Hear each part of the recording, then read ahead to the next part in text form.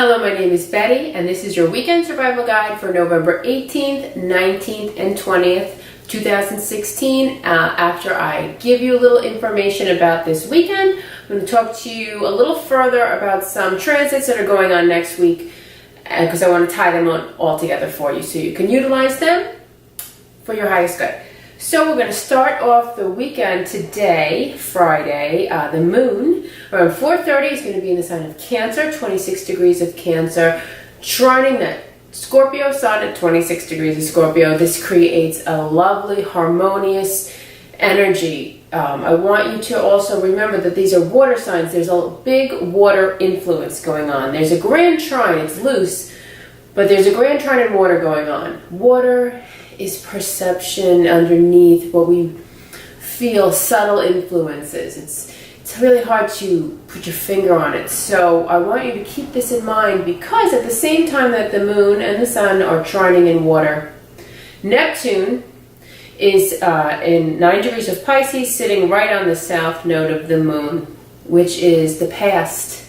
The south node of the moon represents what we no longer need anymore, what no longer serves us, what at one time served us very well, but we've outgrown it, so it's time to release it.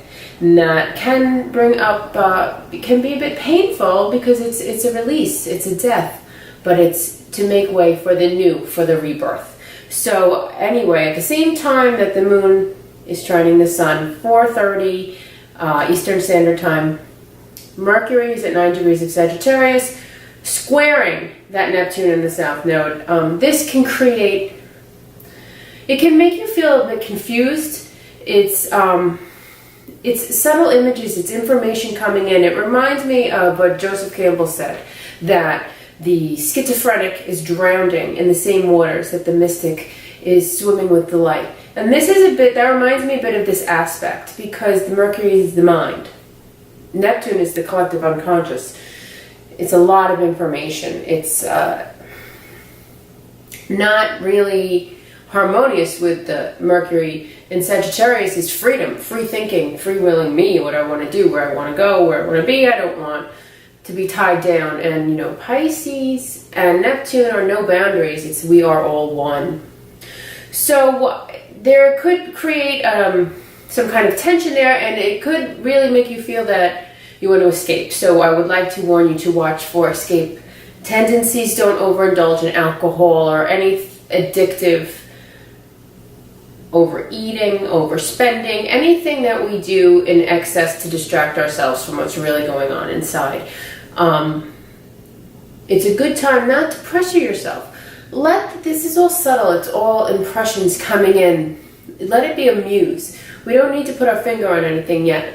Next week on Wednesday, Mercury is going to join up with Saturn. Okay, so that's when we're going to take everything, all of these impressions and subtle feelings, and then we can take it when it goes and it hits Saturn and make it more concrete. We can lay a foundation.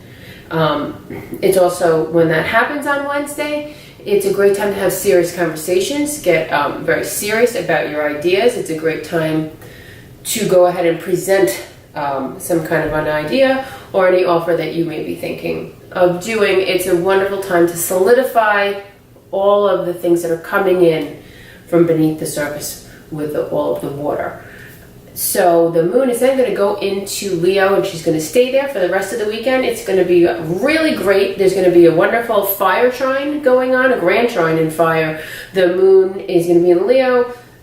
She's going to trine Mercury, she's going to trine Saturn, she's going to trine Uranus. She will oppose on Saturday Mars quickly, but you know, I don't see that really being an issue, because there's so many wonderful trines going on.